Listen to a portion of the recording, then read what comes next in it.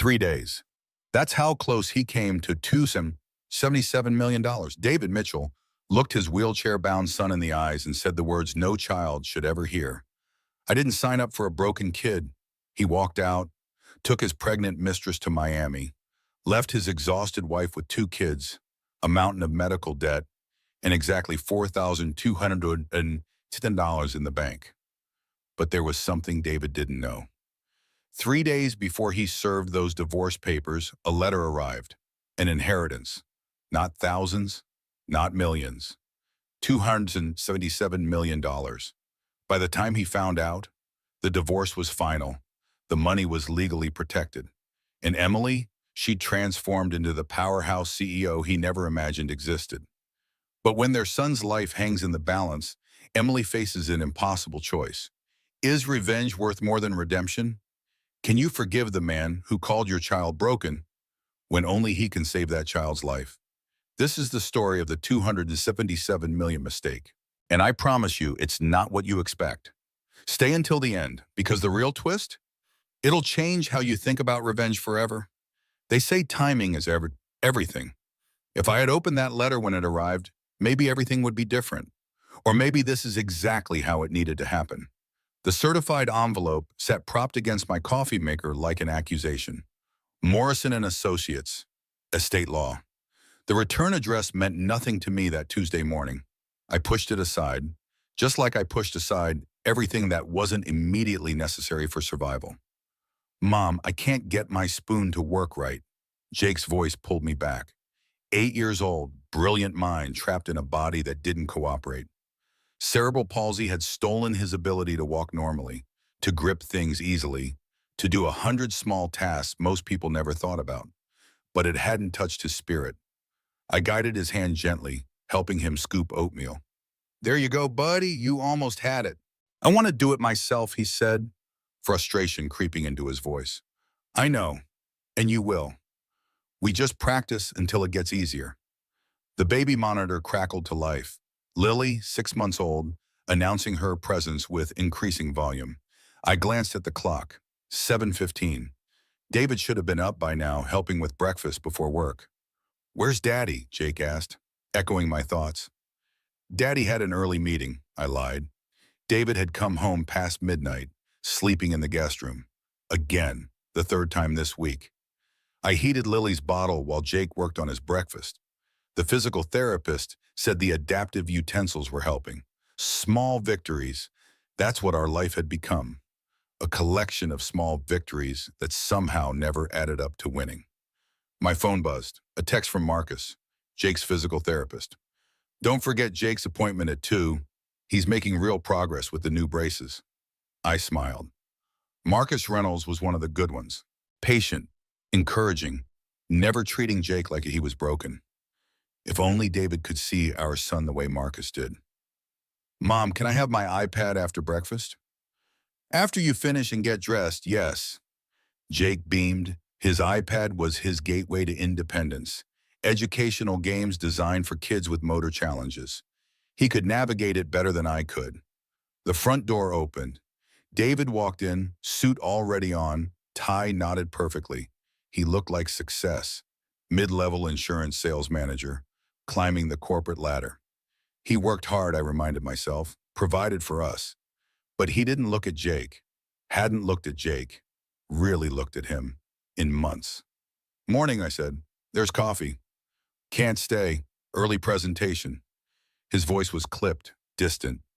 Daddy! Jake's face lit up. Watch, I can hold my spoon for 10 seconds now. David glanced over, barely. That's great, champ. Daddy has to run. The light died in Jake's eyes. I watched it happen, had watched it happen 100 times. Each dismissal, a small death. David, wait. I followed him to the foyer. We need to talk. You've been distant lately. I'm working, Emily. Someone has to pay for all the medical bills. The words stung, as if I didn't know about the bills, as if I hadn't spent countless hours on the phone with insurance companies, fighting for coverage, begging for payment plans. That's not fair. Fair, he turned, and for a moment I saw something in his eyes. Resentment. You want to talk about fair? I didn't sign up for this life, Em. What life? Our family? A life where everything revolves around therapy appointments and adaptive equipment in special schools, where my son will never play catch with me, where my wife is too exhausted to even look at me. I felt like he'd slap me. Jake needs us. Both of us. I have to go. He grabbed his briefcase and left. The door closed. Jake called from the kitchen. Is Daddy mad at me? I plastered on a smile I didn't feel. No, baby, Daddy's just stressed about work. But Jake was 8 years old with cerebral palsy, not stupid. He knew. Later that afternoon at physical therapy, I watched Jake work with Marcus. The therapy center was bright, cheerful, equipped with everything a child with physical challenges needed. And expensive. So expensive. He's progressing beautifully, Marcus said, watching Jake transfer from his wheelchair to the parallel bars. The new braces are working. Mom, watch! Jake held himself standing for a full 10 seconds, his face fierce with concentration. Tears pricked my eyes. I'm so proud of you, baby. Marcus caught my expression. 41 years old, kind eyes, a gentleness that came from understanding pain. I knew his story, wife and daughter killed by a drunk driver 3 years ago. He'd channeled his grief into helping kids like Jake. When's the last time you slept? He asked quietly. I sleep when he sleeps. That's not sleeping. That's surviving. His hand touched my shoulder briefly. You're allowed to take care of yourself too. I wanted to laugh. Take care of myself? With what time, what money, what energy? I'm fine, I said, but I wasn't. And we both knew it. That evening, David came home at 6, unusual. He normally worked late. We need to talk, he said. Jake was doing homework at his adapted desk. Lily was in her playpen. Everything looked normal. But I felt the wrongness in the air, thick and suffocating. What's wrong? David set his briefcase down, reached inside, pulled out a manila envelope. What is this? Divorce papers. I want out. The words didn't make sense. I heard them, understood each one individually, but together they were impossible. Jake's head snapped up from his homework. What? My voice sounded strange, distant. I can't do this anymore. The therapy appointments, the medical bills, the constant need. I'm 38 years old, Em. I didn't sign up for this life. Jake needs you. I need you. His face hardened. Jake will never be normal.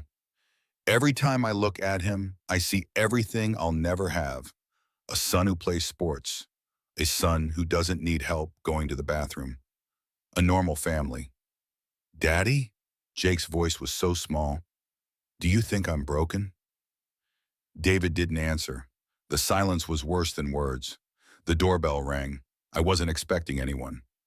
David walked to the door and opened it. A woman stood there. Young, maybe 26. Blonde. Beautiful. 8 months pregnant. Who is this? But I already knew. The late nights, the distance, the texts he thought I didn't see. I'm Amber, she said, guilty but defiant. David and I have been together for 8 months. 8 months. While I'd been caring for our son, fighting with insurance companies, surviving on 3 hours of sleep. 8 months. We want to start fresh, Amber said. A real family. She's pregnant, I said, stating the obvious because my brain couldn't process anything more complex. Yes, David said, with a healthy baby. I deserve that chance, Emily. Jake made a sound, a sob. He wheeled toward the door. I'm sorry I'm not healthy, Daddy. I'm sorry. My legs gave out. I grabbed the table for support. Lily started crying upstairs. Jake was sobbing in his wheelchair. And my husband, the man I'd loved for 9 years, looked at me with something like relief. Sign the papers, he said. I'm asking for minimal child support. $200 a month. I'll leave quietly if you don't fight. You can have the broken kid and the mortgage. He left with his pregnant mistress. The door slammed. I collapsed on the kitchen floor. Jake rolled next to me.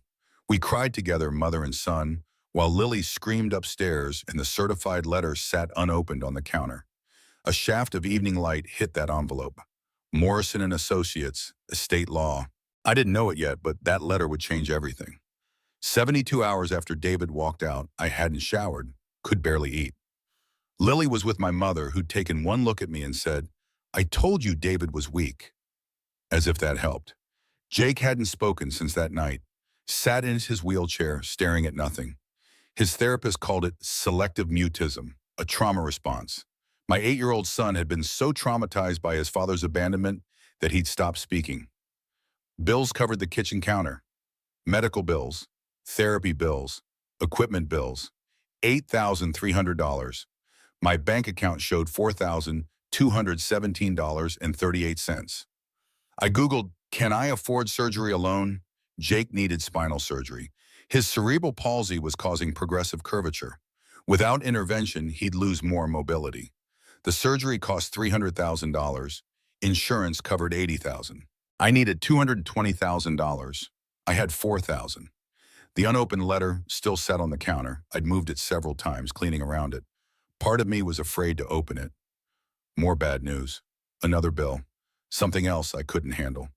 Marcus called that afternoon. Jake missed his appointment. Is everything okay? His father left us. Called him broken.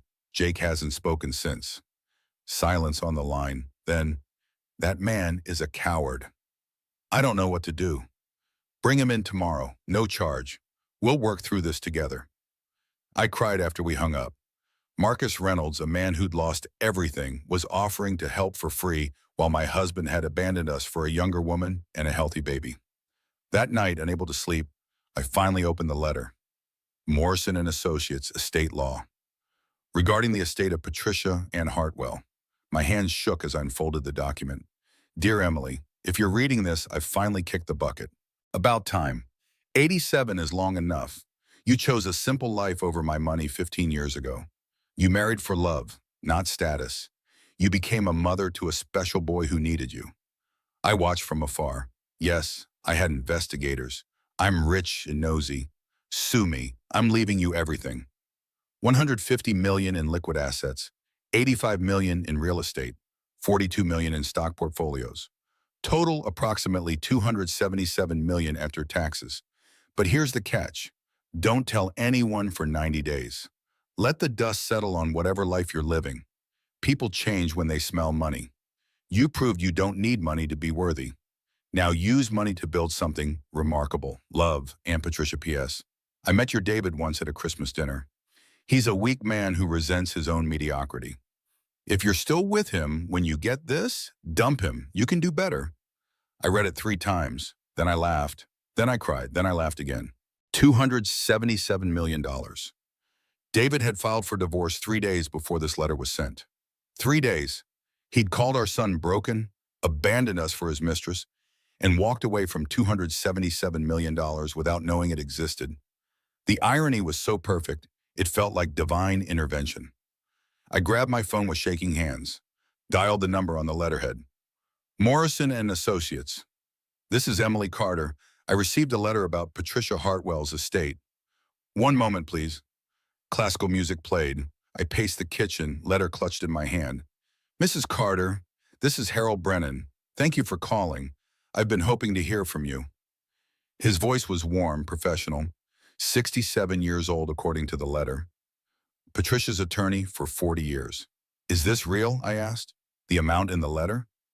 Absolutely real. Your aunt was very specific in her wishes. She wanted you to have full control of the estate. My husband filed for divorce 72 hours before this letter was sent. Does he have any claim? None whatsoever. The inheritance isn't marital property. He filed before you received it. Legally, he has 0 claim.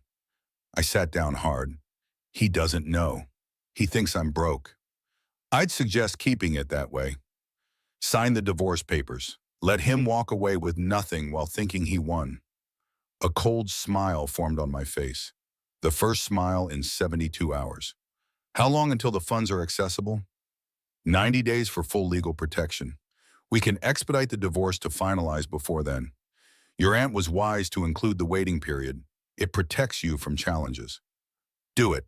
Expedite everything. I'll need you to come to my office. Tomorrow, if possible. We have a great deal to discuss. After we hung up, I looked at Jake's bedroom door. My son, who hadn't spoken in 3 days. My brilliant, brave, beautiful boy who thought he was broken. David had called him broken, had abandoned him, had chosen a healthy baby over his own son. And now I had $277 million. I opened my laptop, Googled spinal surgery for cerebral palsy, found the best surgeon in the country, emailed his office. Then I looked up elite private schools for children with disabilities, accessible homes, adaptive technology, everything I'd ever wanted for Jake but couldn't afford. Now I could afford it all. But first, I had to play the game. 90 days of silence. 90 days of letting David think he'd escaped. 90 days of planning my son's future while my ex-husband celebrated his fresh start. I texted David, "I'll sign the papers. You're right. We both need to move on." His response came instantly. "Thank you for being reasonable. Amber and I are moving to Florida next month. Fresh start. Fresh start. With his pregnant girlfriend. While I raised our disabled son alone. Except I wasn't alone. I had $277 million and 90 days to plan. I looked at myself in the bathroom mirror. Unwashed hair, dark circles under my eyes, defeated posture. No more. I showered for the first time in 3 days. Washed and dried my hair. Put on real clothes instead of pajamas. When I emerged, Jake was in the doorway of his room, watching me. "Mom," his first word in 3 days. "Yes, baby." "Are we going to be okay?" I knelt beside his wheelchair, took his small hands in mine. "Yes, Jake. We're going to be better than okay, I promise you. We're going to be extraordinary." He didn't understand, not yet, but he would. Harold Brennan's office occupied the top floor of a downtown skyscraper. Floor-to-ceiling windows overlooked the city. The furniture spoke of old money and older power. Harold himself was exactly what I expected. 67, distinguished, sharp-eyed. He'd been Patricia's attorney since before I was born. "Your aunt spoke of you often," he said, pouring tea.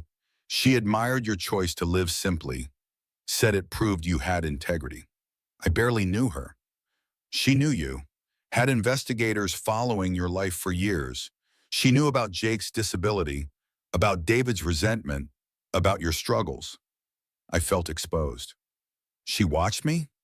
She wanted to ensure her fortune went to someone who deserved it, someone who'd use it wisely. You proved yourself, Emily. Every day, for 8 years, you proved yourself. He spread documents across his desk. Trust paperwork, investment portfolios, real estate holdings. The inheritance is structured to protect you. 90 days from the date of the letter, full legal transfer occurs. During that time, tell no one. Not family, not friends, certainly not your soon-to-be ex-husband. What if he finds out? He can't. The divorce papers he filed establish the timeline. He abandoned you before you received the inheritance. But if word leaks during these 90 days, he could claim you influenced his decision. Let him finalize the divorce thinking he won. I signed on papers for 3 hours, established trusts, created accounts. Harold worked efficiently, explaining each document. Your aunt left specific instructions. She wants you to use this money to build something meaningful, not just accumulate more wealth. I want to help families like mine, children with disabilities whose parents can't afford proper care. Harold smiled. Patricia would have loved that. Before I left, he handed me a credit card. Small advance, $50,000. Get yourself proper legal representation for the divorce. Buy your son something that makes him smile. Start planning. I stared at the card. $50,000, more money than I'd seen in years, and it was just an advance on $277 million. "Thank you," I whispered. "Don't thank me. Thank Patricia, and make her proud." I met with a divorce attorney that afternoon. Top-rated, expensive, ruthless. "Your husband is asking for $200 monthly child support for 2 children, one with significant medical needs." Linda Morrison's voice dripped disbelief. "Is he mentally impaired? He wants out badly enough to take nothing. Then we'll give him exactly that. Nothing. Sign the papers. Let him walk away." David had already moved to Florida with Amber. Living in a beachfront condo he couldn't afford, buying furniture on credit, playing house with a pregnant mistress. I signed the divorce papers without an attorney present. David thought I couldn't afford one. Let him think that. Let him think he'd won. Week 1 of 90 days, I paid off all of Jake's medical debt. anonymously. The hospital never knew where the money came from. Week 2, I scheduled Jake's surgery, paid in full, charitable grant from an unnamed donor. Week 3, to Tawawin, I enrolled Jake in Riverside Academy, the best private school for children with disabilities in the state, $45,000 per year. I paid for 4 years up front. Week 4, I bought a house, not a mansion, nothing that would attract attention, but a beautiful, fully accessible home with wide doorways, roll-in showers, a therapy pool in the backyard. Jake could be independent there. Week 5, new wheelchair, top of the line, $18,000, custom fitted. Jake cried when he saw it. Week 6, I started attending Hartwell Technologies board meetings via video, camera off, learning the business, preparing. The board members knew Patricia's niece existed. They didn't know I was about to become their boss. Diane Morrison, the senior board member, addressed me directly during one meeting. Patricia's niece, finally joining us? I'm learning, I said. Don't underestimate me. Week 8, Jake started speaking again. Not much, but enough. Therapy was helping. The new school was helping. Hope was helping. Mom, he said one night, why is everything getting better? Because we deserve better, baby.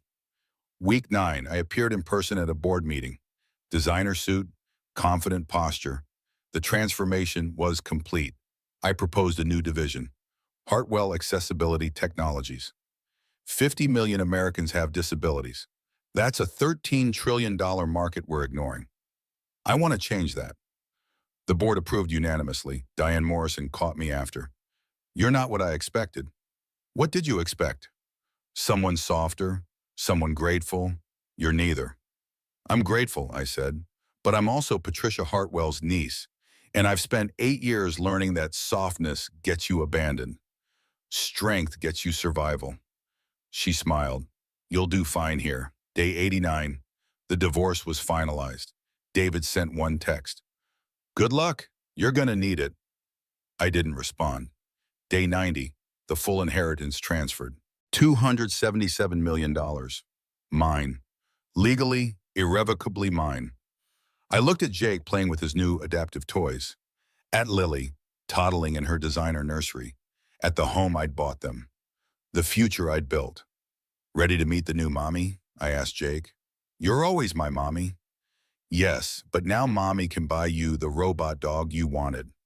His face lit up. Really? Really? David had no idea. Was living in Florida with Amber, their baby due in 3 months, playing house in a condo he'd financed on credit cards, working a job that barely paid his bills. He thought he'd escaped, thought he'd won. He had no idea what he'd lost. The press conference was scheduled for 10 in the morning, Hartwell Technologies headquarters. I'd spent the night before, unable to sleep, rehearsing my speech. Harold had arranged everything. The media had been told that Patricia Hartwell's mysterious heir would be revealed. Speculation had been running wild for months. I dressed carefully.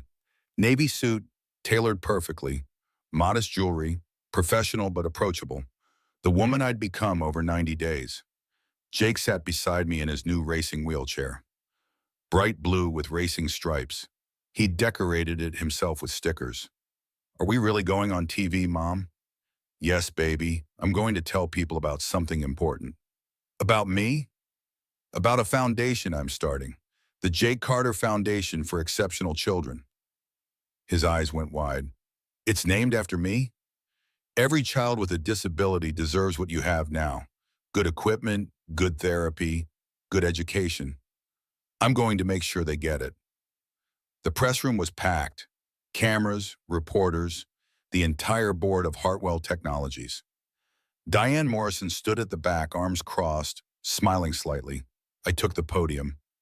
Microphones bristled in front of me. Cameras clicked. Good morning. For those who don't know me, my name is Emily Carter. I'm the niece of Patricia Hartwell, founder of Hartwell Technologies. 3 months ago, my aunt passed away and left me her entire estate. Today, I'm announcing that I'm taking over as CEO of Hartwell Technologies.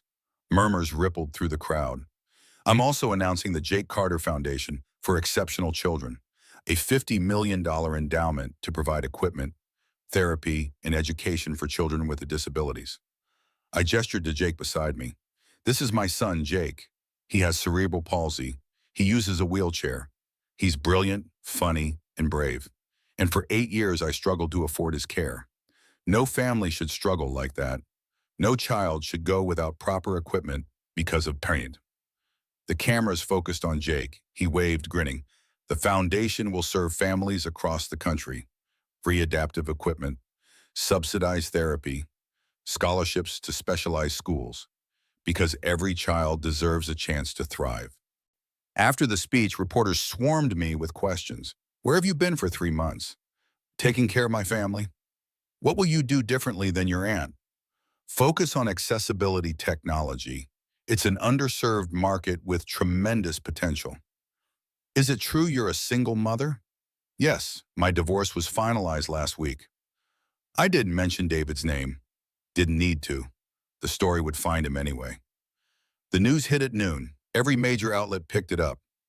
Mystery heiress revealed Emily Carter inherits $277 million fortune. Single mother becomes CEO, establishes foundation for disabled children. From struggling mom to tech titan, the Emily Carter story. In Miami, David was scrolling through his phone over coffee. Amber was at a prenatal yoga class. He was alone in their expensive condo, surrounded by furniture they couldn't afford. He saw the headline, clicked the link. His coffee mug hit the floor and shattered. He called me immediately, hands shaking, voice cracking. What the hell? You're a billionaire? I'd been expecting this call, had rehearsed my response. I inherited $277 million from my Aunt Patricia. The letter came 3 days before you served me divorce papers. 3 days? You knew? No, David. I opened the letter the day after you left, while our son was crying himself to sleep, asking, Daddy doesn't love him anymore. This isn't fair. We were still married. Were we? You filed for divorce. You moved to Florida. You started a new family. The inheritance came after you already abandoned us. Legally, morally, and in every way that matters, you have no claim. I deserve half. I was your husband. His words made me laugh, actually laugh. You were my husband when you called our son broken. You were my husband when you said you didn't sign up for this life. You gave up that title before the money ever arrived. Emily, please. I made a mistake. We can work this out. No, David, we can't. Sign the papers. Move on. You wanted minimal child support? Congratulations. That's exactly what you're getting. $200 a month. Enjoy your fresh start. I hung up. He called back 17 times. I blocked the number. David's world collapsed in stages. Beautiful, brutal stages. First came the financial reality. He'd financed everything on credit. The Miami condo, the furniture, Amber's car, all assuming Emily would struggle while he built his new life. Now the bills came due. His credit cards maxed out at $8,400. The bank called daily. Mr. Mitchell, your account is overdrawn. His car payment was missed. Repossession notice arrived. Amber found the notices. I thought you said we were stable. I had a plan. Emily was supposed to struggle, not become a billionaire. You based our entire future on your ex-wife failing? The second collapse came from Amber herself. She Googled David Mitchell, ex-wife, found the articles, read them all, found the part about Jake. You told me your son had mild learning disabilities, she said, voice shaking. He has cerebral palsy. He uses a wheelchair. It's complicated. You lied about everything. Your finances, your bond, your ex. Were you ever going to tell me Emily is worth $277 million? I didn't know. But you left her when you thought she had nothing. You left your disabled kid for this? She gestured at their empty condo. I'm done. She packed, left, took her unborn baby with her. Where will you go? David asked. Anywhere but here. My baby deserves better than a father who abandons disabled children. The third collapse was public humiliation. Someone leaked the story to tabloids. TMZ picked it up. Heartless dad left disabled son for mistress. Ex-wife now worth $277 million. David's photo appeared everywhere. His phone exploded with messages. His mother, how could you, David? His friends, dude, you're that guy? His boss called. We're letting you go. We can't have this kind of PR associated with our company. Eviction notice came next. Without Amber's income, without his job, he couldn't pay rent. 3 months after leaving Emily, David sat on the curb outside his former condo, suitcase beside him, scrolling through photos of Jake as a baby.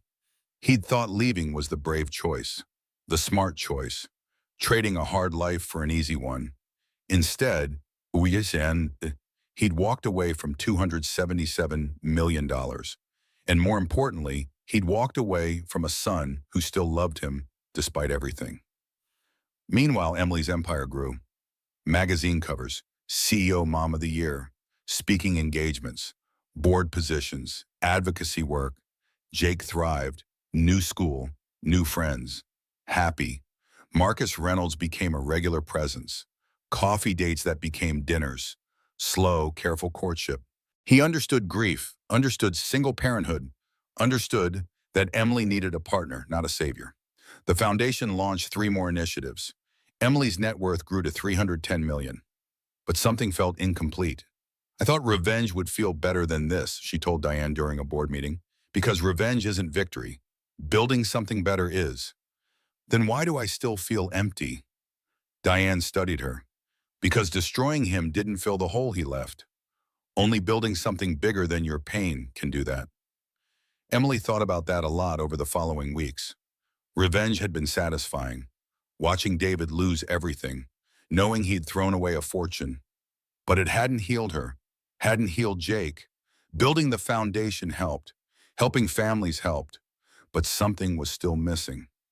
She didn't know what until her phone rang at 2 in the afternoon during a board meeting. Hey, Carter, this is Principal Stevens from Riverside Academy.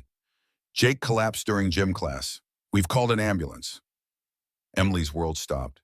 County General Emergency Room, fluorescent lights, antiseptic smell, machines beeping, Jake on a gurney, seizing, doctors swarming. What's happening? Emily's voice came from somewhere far away. Dr. Chen, ER attending, spoke quickly. His cerebral palsy is causing spinal complications. He needs emergency surgery and a blood transfusion. What's his blood type? I don't know. We're testing now. Dr. Chen checked her tablet. AB negative, very rare. Do you know your blood type? B positive. The father? Emily's face went white. I don't know where he is. Dr. Chen's expression tightened. We need an immediate family match. AB negative is extremely rare. Without a transfusion, the surgery is too risky. We're looking at 12 hours maximum. 12 hours to find David. Emily called his number. Disconnected. She called Greg, David's former friend. Last I heard, he's homeless. Maybe downtown. I'm sorry, Emily. She hired a private investigator, started searching homeless shelters personally. The sight of Emily Carter, CEO of Hartwell Technologies, in a designer suit, walking through downtown homeless shelters, caused a stir. Have you seen this man? She showed David's photo to everyone. No one had seen him. 8 hours passed. Jake's condition worsened. Emily posted on social media. $50,000 reward for information on David Mitchell. My son's life depends on it. The post went viral. Millions of shares. 2 hours later, her phone rang. Unknown number. Emily, it's Greg. Someone saw David at St. Vincent's Shelter on 5th Street. He saw your post. He says he'll do it. Emily ran to her car, drove across the city, parked illegally, ran into the shelter. The courtyard was full of people, broken people, forgotten people. David sat on a bench, unrecognizable. Beard, filthy clothes, hollow eyes. He looked up, saw her, laughed bitterly. Didn't expect CEO Emily Carter to slum it here. Jake needs you. Blood transfusion. You're the only match. Why should I? You took everything. You humiliated me. The whole world thinks I'm a monster. Emily dropped to her knees in front of him.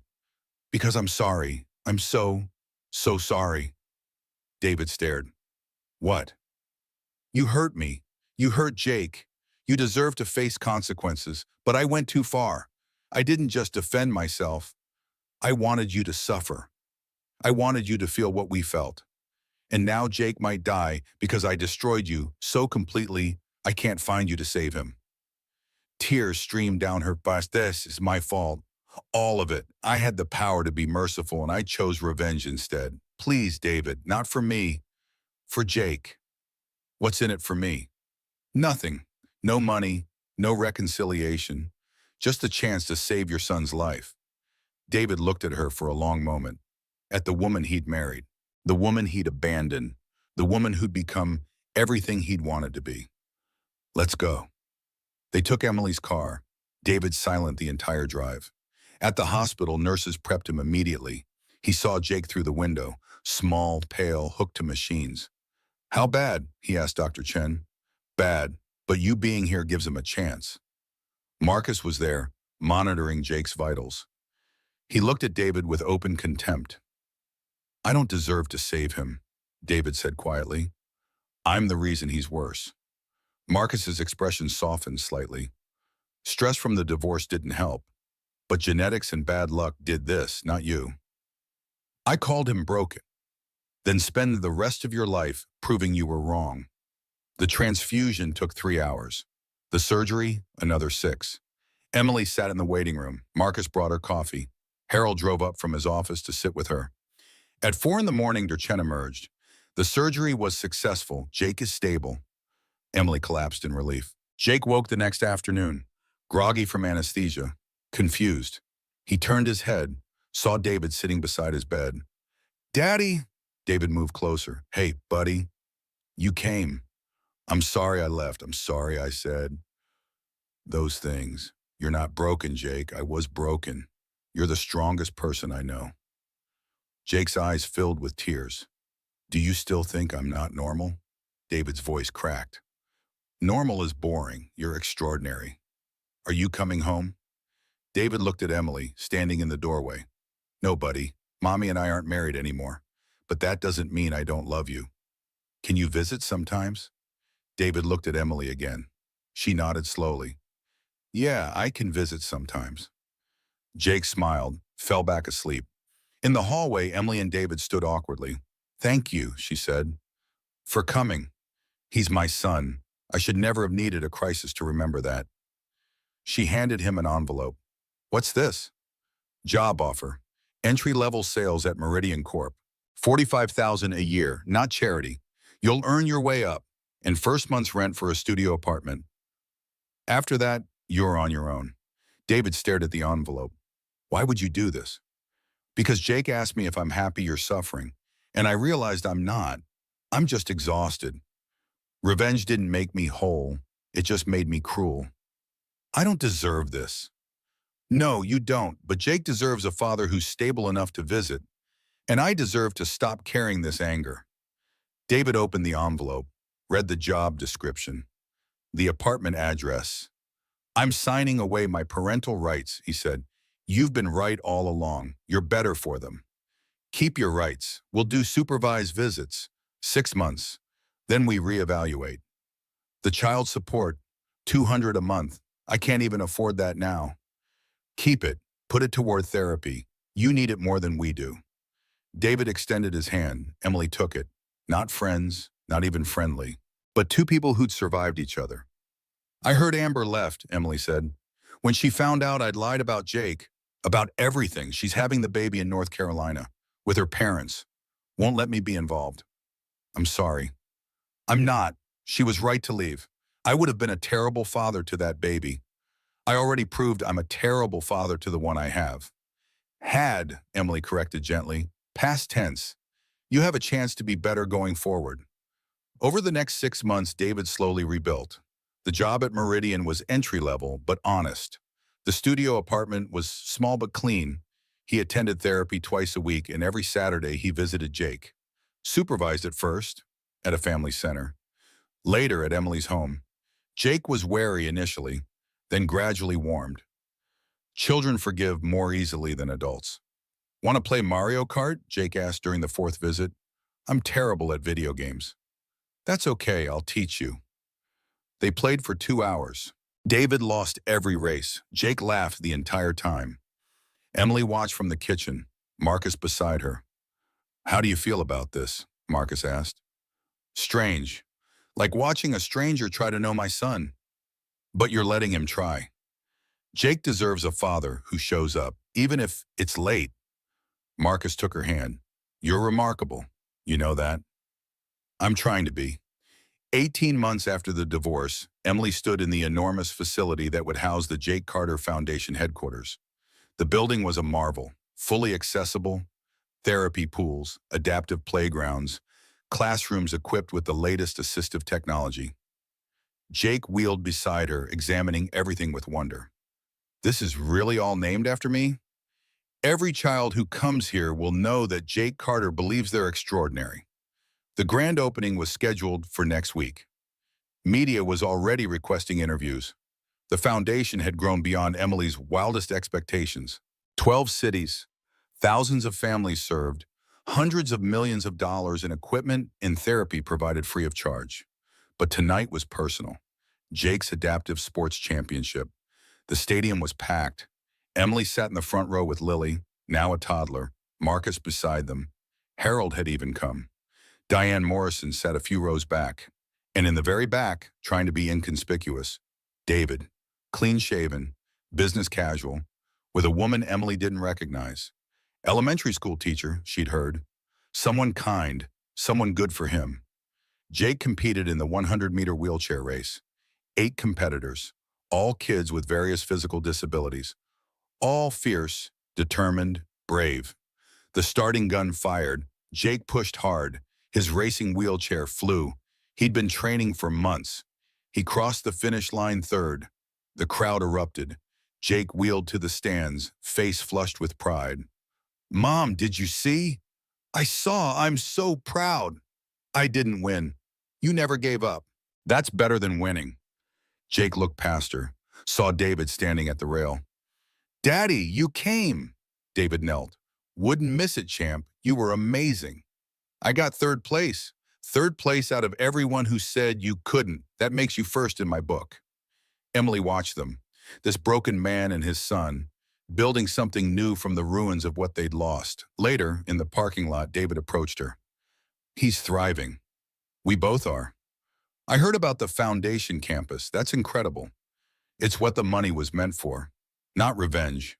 Building. David hesitated. For what it's worth, I'm glad you got it. You deserve it. He deserves it. You're doing better? 6 months sober, promoted to sales lead, marrying Rachel in the fall, small wedding. Emily processed that. Jake can attend if he wants? I'd like that.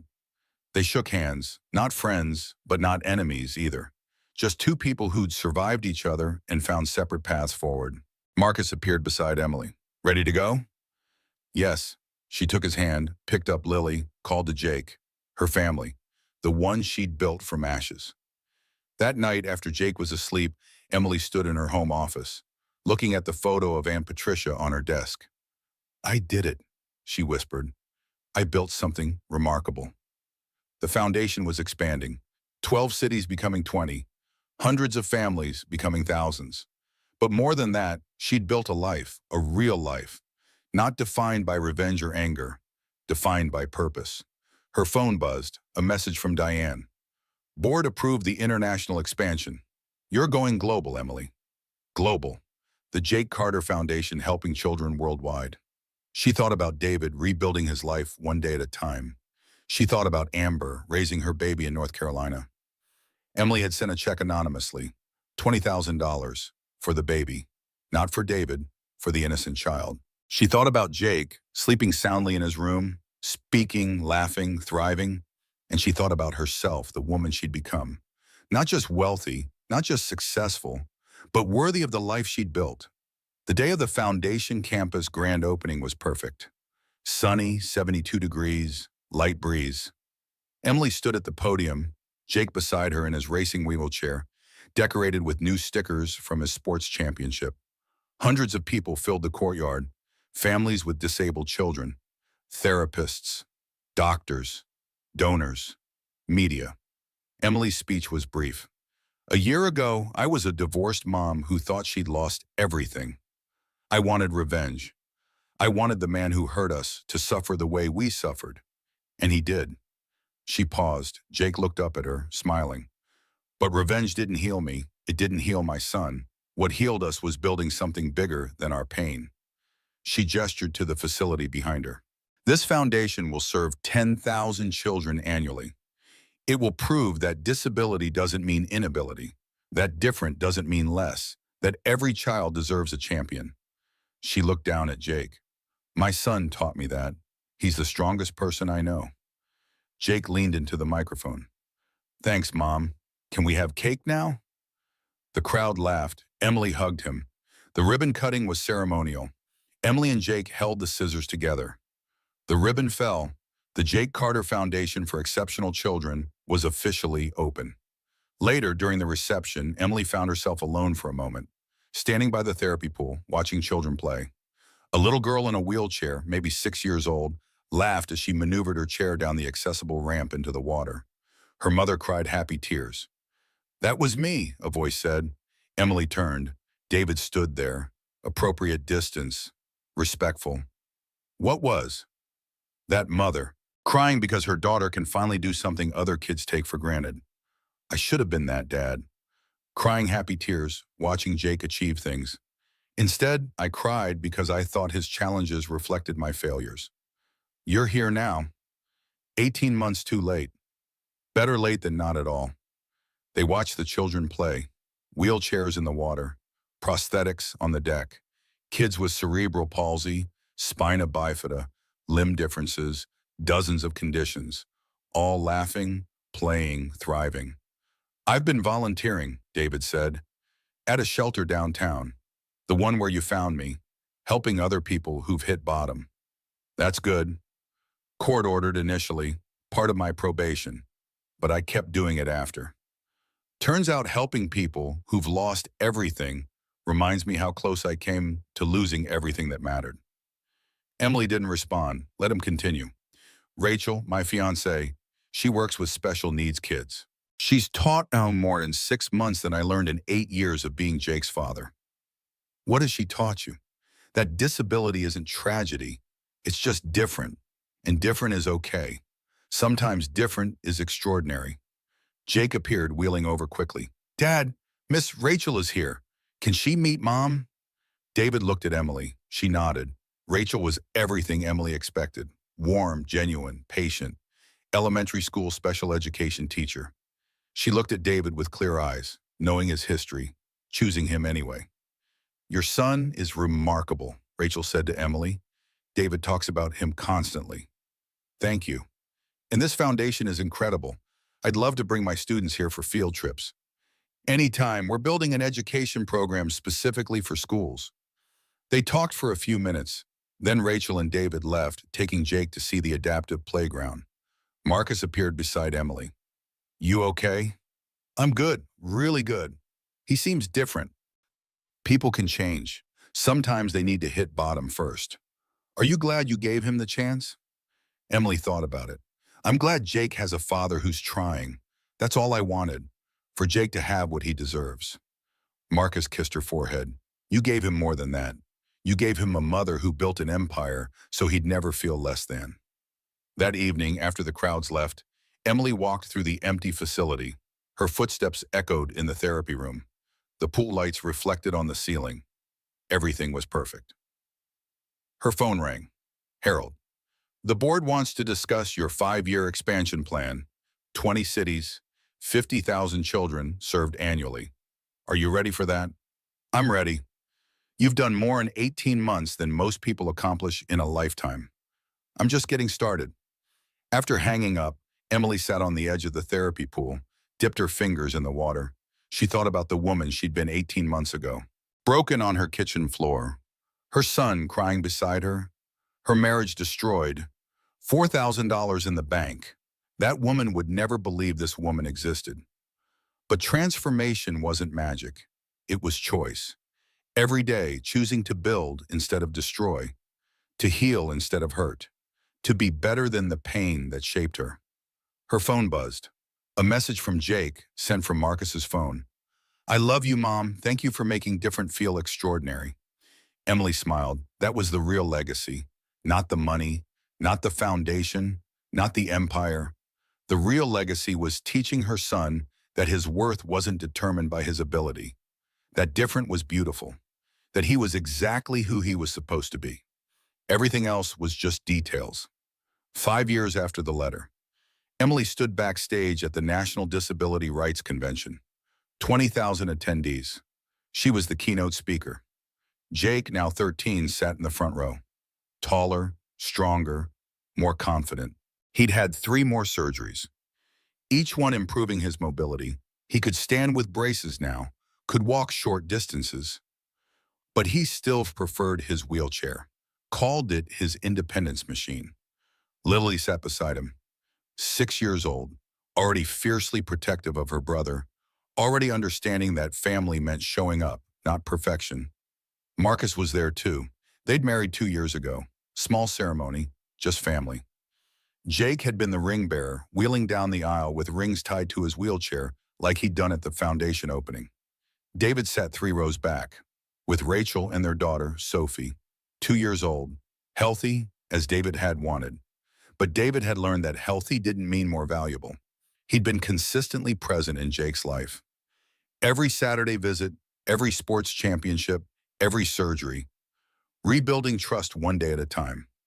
Emily walked onto the stage. Applause erupted. 5 years ago, she began, I received a letter that changed my life.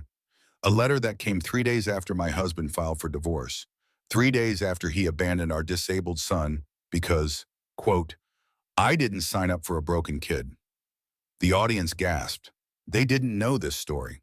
That letter informed me I'd inherited $277 million. By the time my ex-husband discovered what he'd thrown away, it was too late. The divorce was final. The money was legally mine. And I had a choice to make. She paused. Let the tension build.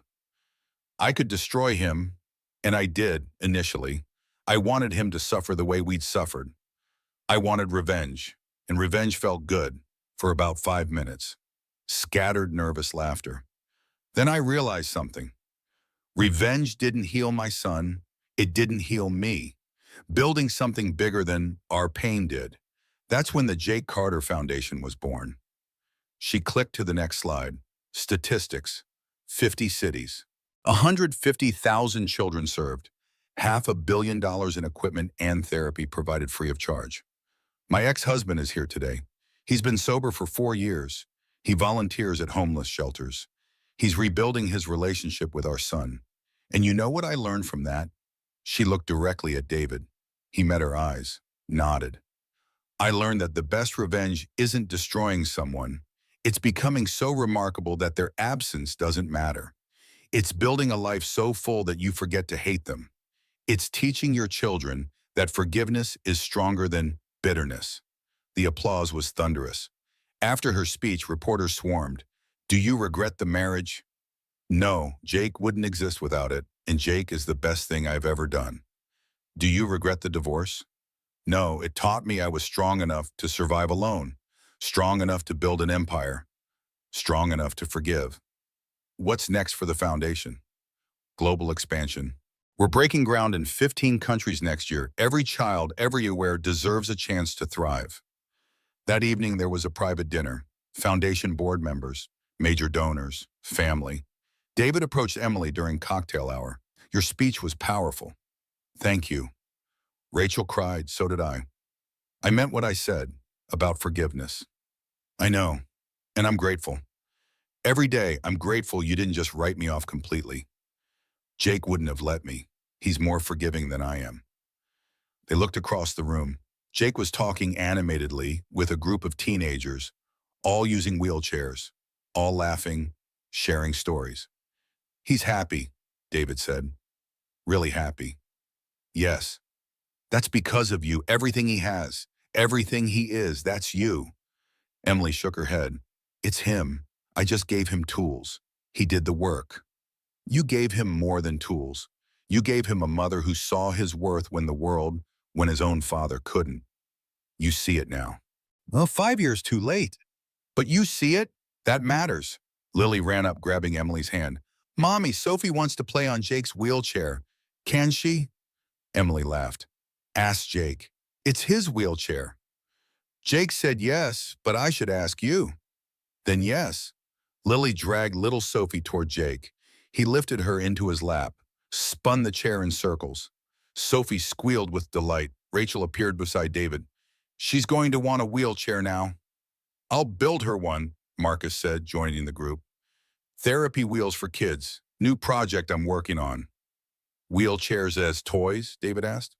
"Why not? Bikes are toys. Scooters are toys. Wheelchairs should be fun, too." The four adults stood together, Emily and Marcus, David and Rachel. Two couples, two families. Overlapping, complicated, but functional. "This is weird, right?" David said. "Us all standing here, civil, almost friendly." "Weird," Emily agreed, "but good weird." "Jake's lucky," Rachel said. "Four adults who figured out how to coexist for his benefit." "We're lucky," Marcus corrected. "He taught us how." Later that night, after returning home, Emily tucked Jake into bed. "Mom, can I ask you something?" "Always." "Do you hate Dad for leaving?" Emily considered her answer carefully. Jake was 13, old enough for honesty. "I did hate him for a long time, but hate is exhausting, and it was hurting me more than him." "So you don't hate him anymore?" "No, I don't. I'm grateful for what we built after he left, and I'm glad he came back, even if it took a crisis." "Me too. I like having a dad who shows up." "You deserve that." "Do you think you would have been happier if he'd never left?" Emily thought about the woman she'd been. Small, afraid, accepting less than she deserved. "No, baby, I wouldn't have. Because I wouldn't have learned how strong I am. I wouldn't have built the foundation. I wouldn't have helped thousands of kids like you." "So his leaving was good?" "His leaving was hard. What I did after was good." Jake nodded, processing. "I'm glad you got the money." "Me too. And I'm glad you used it to help people. That's what Aunt Patricia wanted, to build something remarkable." "Did you build something remarkable?" Emily looked at her son, 13 years old, brilliant, brave, beautiful, everything good in her life. "Yes, Jake, we built something remarkable. Together." She kissed his forehead, turned out the light. In her own room, Marcus was already in bed, reading. "How's our guy?" "Philosophical, asking big questions." "He's your son. Of course he asks big questions." Emily changed into pajamas, climbed into bed. "Marcus, do you think I did the right thing? Helping David?" "I think you did the kind thing. Whether it was right or wrong, I don't know, but kindness is never wasted. Even when it's given to someone who hurt you. Especially then. That's when kindness matters most." Emily turned off the light, lay in the darkness. She thought about the last 5 years. The empire she'd built, the lives she'd changed, the family she'd created. She thought about David, rebuilding his life brick by brick. She thought about Jake, thriving despite every obstacle. And she thought about herself, the woman who'd been broken on a kitchen floor, clutching an unopened letter. That woman was gone, transformed, reborn. Not by money. Money was just a tool. Transformed by choice, by courage, by the decision to build instead of destroy. The best revenge she'd learned wasn't living well. It was living with integrity. It was becoming worthy of the power you wielded. David had thrown away $277 million. But more than that, he'd thrown away the chance to watch his extraordinary son grow. To be part of something bigger than himself. To build instead of abandon. Emily hadn't just won, she'd transcended winning. Because in the end, this wasn't about David at all. It was about Jake, about Lily, about the 150,000 children whose lives were better because of the foundation. It was about the woman Emily had become, strong enough to forgive, wise enough to know that forgiveness didn't mean forgetting, brave enough to turn pain into purpose. David had called Jake broken, but Jake had taught the world what it meant to be whole. And Emily had learned that the best victories aren't won by crushing your enemies. They're won by becoming so remarkable that your enemies become irrelevant. That was the real inheritance, not Aunt Patricia's money, but her wisdom. Build something remarkable. Emily had, and she was just getting started.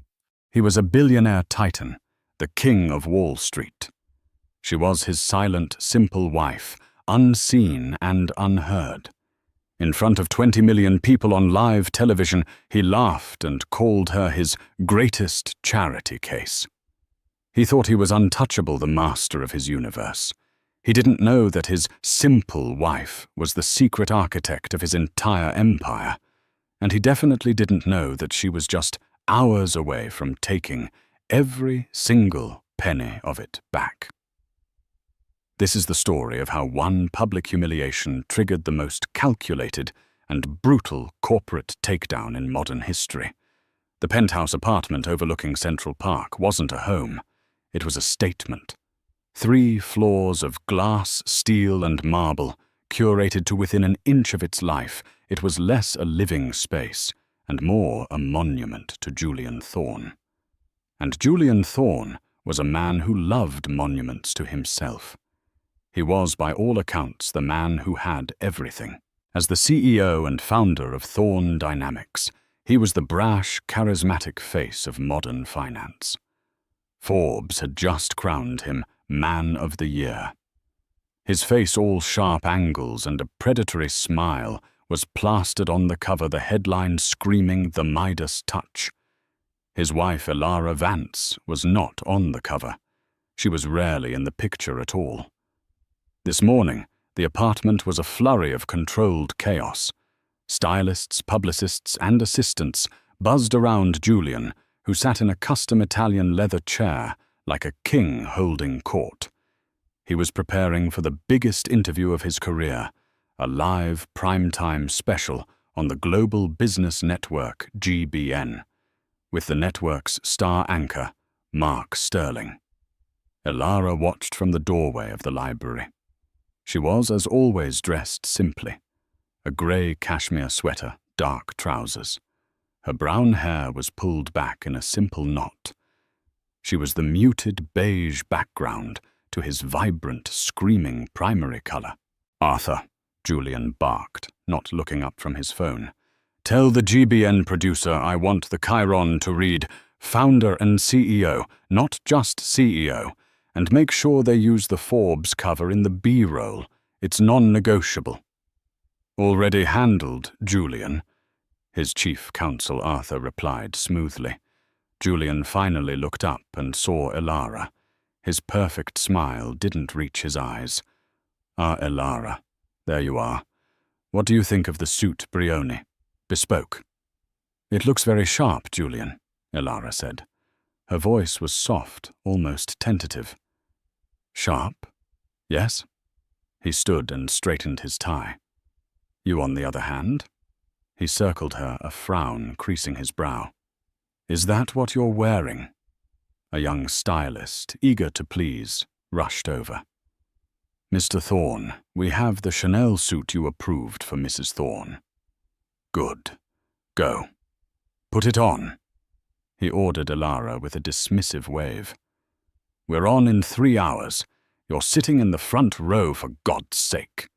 You can't look like the help." Elara's face remained perfectly unnervingly still. She didn't flinch, didn't argue. She simply nodded. "Of course, Julian." As she walked away, Julian laughed to his publicist, a woman named Chloe. "My God, can you believe it? She'd show up in burlap if I let her. She's my little charity case. No idea what to do with the money I've given her." Chloe forced a laugh. Everyone in Julian's orbit knew the rules. Julian was the genius, Julian was the sun, and everyone else, especially his wife, merely orbited his magnificent glow. Elara went to their bedroom, a vast, cold space of white marble and grey silk. The Chanel suit was laid out on the bed. It was beautiful. It was also, in Elara's mind, a costume, a uniform for the role she played, the grateful, silent wife. She sat for a moment, not looking at the suit, but at her own reflection in the dark glass of the floor-to-ceiling window. The city skyline was laid out before her, a kingdom of light. His kingdom, everyone thought. She had met Julian 12 years ago. He was a junior analyst at Goldman Sachs, drowning in debt, but overflowing with a toxic, magnetic confidence. She was a postgrad at MIT, completing her doctoral thesis on predictive financial modeling. He was the dazzling speaker. She was the quiet listener. He saw her a shy, brilliant woman with no social connections, and saw a tool. She saw him a man with boundless ambition and a complete lack of scruples, and saw a vessel. He had pitched her an idea for a firm. He would be the face, the rainmaker. He just needed an edge. Elara was the edge. She built Prometheus, an algorithm, a black box of such complexity and predictive power that it didn't just beat the market, it was the market. It analyzed petabytes of data, weather patterns, geopolitical tensions, shipping manifests, social media sentiment, and executed trades with terrifying precision. Julian didn't understand a single line of its code. He just understood the results: money. Incomprehensible, staggering amounts of money. The agreement, scrawled on a napkin in a campus bar, was simple. He would be the face. She would be the engine. They would be partners. Then came the marriage. Then came the fame. Then came Thorne Dynamics, a company built entirely on her genius. And slowly partners became Julian Thorne and his quiet wife. Elara stood and touched the cold glass. He had forgotten that napkin. He had forgotten the late nights, the code, the architect of his success. He had come to believe his own hype that he was the Midas, the genius. He had forgotten that the person who builds the house also knows where all the load-bearing walls are. And she knew better than anyone exactly how to make the whole thing collapse. She calmly unbuttoned her sweater, her eyes fixed on the horizon. Tonight on GBN, he wanted a show. He had no idea what a show she was about to give him. The Global Business Network studio in Manhattan was electric.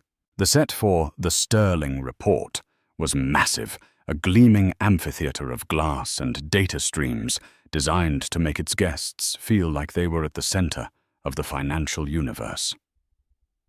Julian Thorne was born for this. He strode onto the set, shaking Mark Sterling's hand with a firm alpha male grip, flashing his signature smile for the cameras. He was a conqueror in his element. Elara was escorted to her seat in the front row, directly in Julian's line of sight. She was wearing the Chanel suit. She looked elegant, expensive, and completely invisible. Her hands folded primly in her lap. "Julian," Mark Sterling began, his voice smooth as aged whiskey. "Welcome, and congratulations on the Forbes cover, Man of the Year. It seems there's nothing Thorne Dynamics can't do." "What's the secret?" "The secret, Mark," Julian said, leaning in, "is that there is no secret. It's just grit. It's vision. It's seeing the board when everyone else is just looking at the pieces. While other firms are drowning in bureaucracy, we're agile, we're hungry, and I'm not afraid to make the hard calls."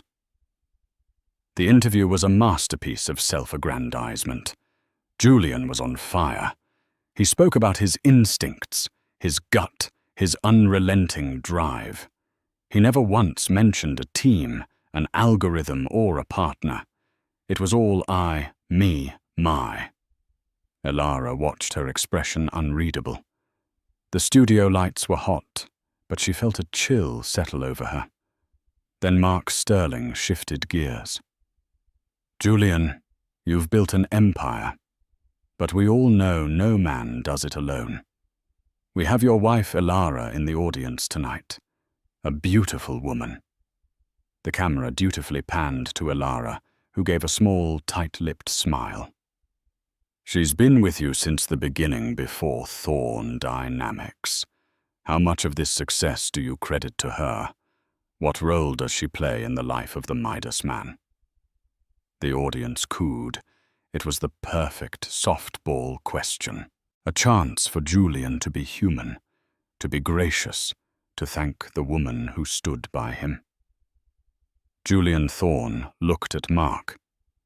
Then he looked at Alara. And then, to the shock of everyone, he chuckled.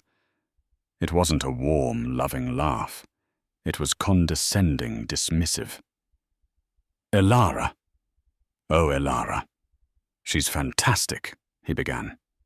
The camera was tight on his face, which was gleaming with arrogant charm. Well, let's be honest, Mark. We all have our roles, don't we? He turned, pointing directly at Alara in the front row. The camera followed his gesture, putting Alara on a split screen with her husband. 20 million people were watching. Alara's greatest skill, Julian said, his voice dripping with faux affection, is her ability to organize. My closets are immaculate. The dinner party seating charts flawless. She's a wonderful hostess. Mark Sterling's smile wavered. This was not the answer he expected. So, she's your rock, your support system. My support system. Julian threw his head back and laughed. Mark, let's be real. A man like me, a man running at my speed. I need a partner who can keep up. Alara, she's not exactly a numbers person. She's simple. She's a comfort. He wasn't done. He was reveling in this in his own perceived magnanimity. I found her, you know, he continued, as if sharing a charming anecdote. She was just a student. No family, no connections. I gave her all this. He gestured at the studio, the lights, the life. I like to think of her, and I say this with all the love in my heart. I like to think of Alara as my greatest charity case. And look how she's blossomed. She's wearing Chanel. The studio was dead silent. The thud of that comment was so loud, so brutal, that even the crew winced. Julian, blinded by his own spotlight, seemed to think he'd just been charming. Mark Sterling, a true professional, was visibly stunned. Well, that's one way to put it. But the camera was still on Alara. She hadn't moved. She hadn't flinched. She hadn't cried. She simply sat there, her hands in her lap, her face a pale, still mask. And then she did something very strange. She looked directly into the camera lens. Not the studio camera, but the live feed camera. The red light camera. The one broadcasting her humiliation to the world. She held its gaze for 1, 2, 3 seconds. Her eyes were not the eyes of a victim. They were the eyes of a general. Then very slowly, she reached into her Chanel purse. She took out her phone. Julian was still talking. And the future of Thorne Dynamics is in AI, which I am personally. While he was pontificating, Alara typed a single 3-word text message and hit send. Execute Protocol Icarus. She placed the phone back in her purse, stood up from her front row seat, and without a single look back at her husband, walked out of the studio. The live feed cut back to a flustered Mark Sterling and a suddenly confused Julian. Where is she going? Julian stammered, his bravado finally cracking. I'm not sure, Mark said. We'll be right back after this break. The broadcast cut to a commercial for a luxury car, but in the control room, a producer was screaming. Get a camera on her. Follow the wife. It was too late. Alara Vance was already in the elevator, her face as cold and hard as the marble in her penthouse. The show was over. The execution had just begun. To understand what happened next, one must understand the truth of Thorne Dynamics. The truth hidden behind layers of NDAs, offshore accounts, and Julian's colossal ego was that Thorne Dynamics was a lie. The real company, the one that actually mattered, was called Vance Algorithms LLC. It was registered in Delaware with its primary holdings managed by a trust in Zurich. Its sole owner and managing partner was Elara Vance. 12 years ago, in that college bar, Elara had listened to Julian's pitch. He was handsome, ambitious, and utterly compelling. But she wasn't a fool. She had read his personality in minutes. He was a narcissist. He needed adulation more than he needed oxygen. He would take her work, her Prometheus algorithm, and claim it as his own. She knew this. So she had made him a deal. "I will build the engine, Julian," she had said, sliding the napkin with her first lines of code toward him. "But you will never ever own it.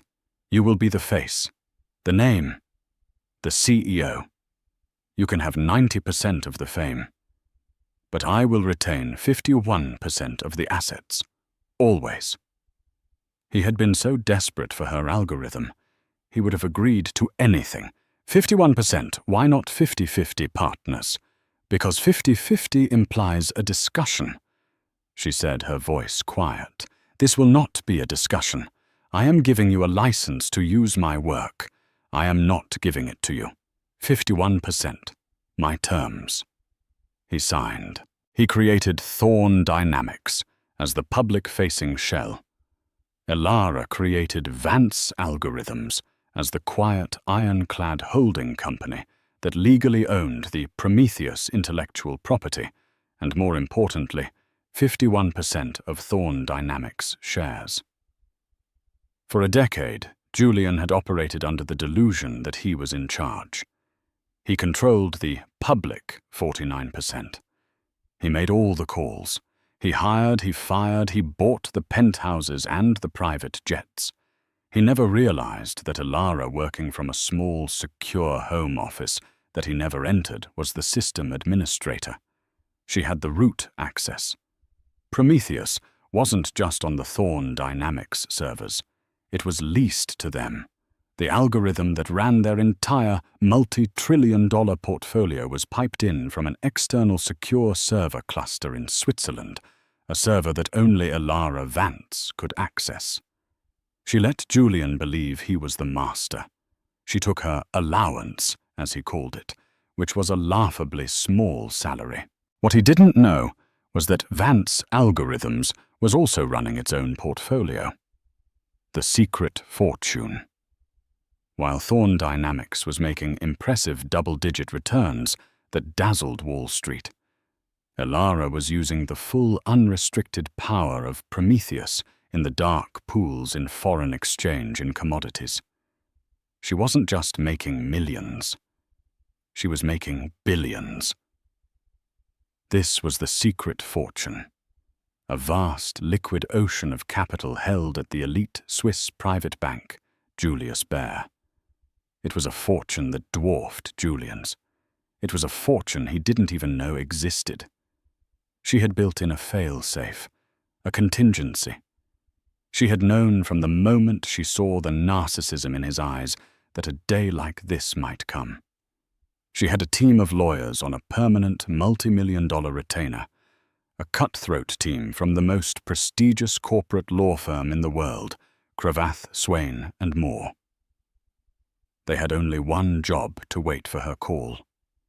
The call was Protocol Icarus. The name was her own private joke.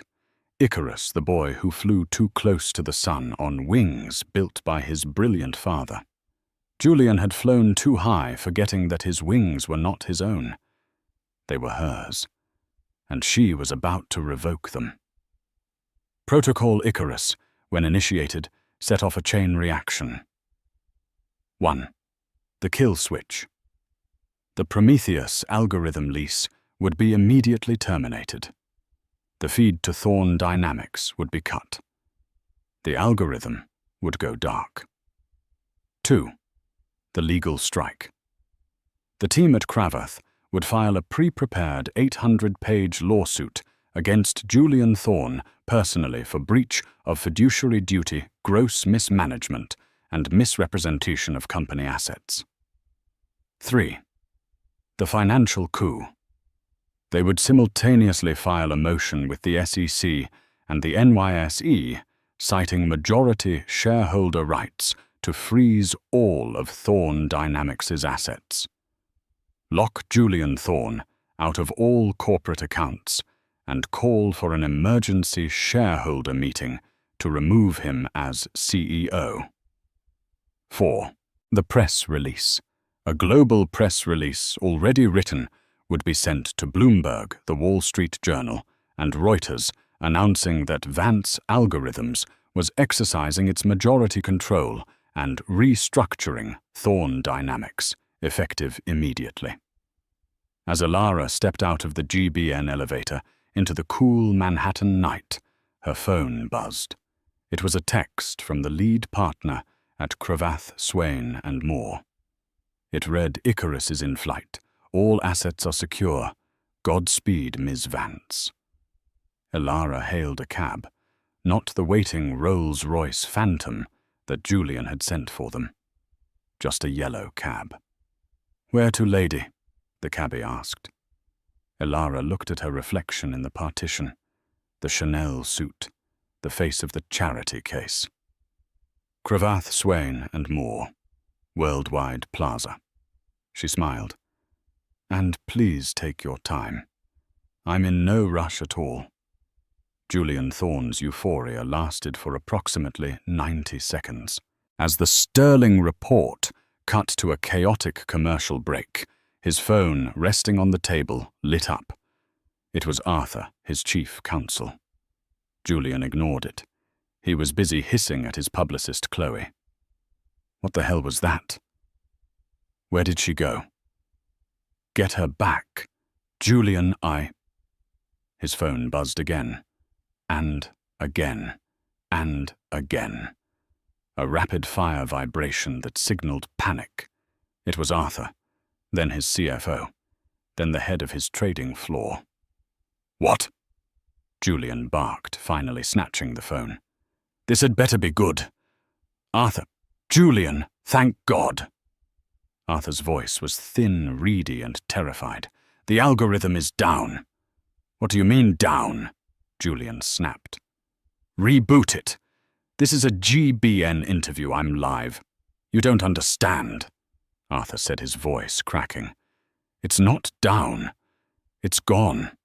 The feed is cut. The traders are looking at black screens. Prometheus is dark. We are blind, Julian. All active trades, they're just sitting there. The market opens in Asia in 2 hours. If we can't hedge..." A cold spear of dread pierced Julian's ego. "What do you mean, gone? Call the tech team." "I did. They said the access is terminated by the primary user.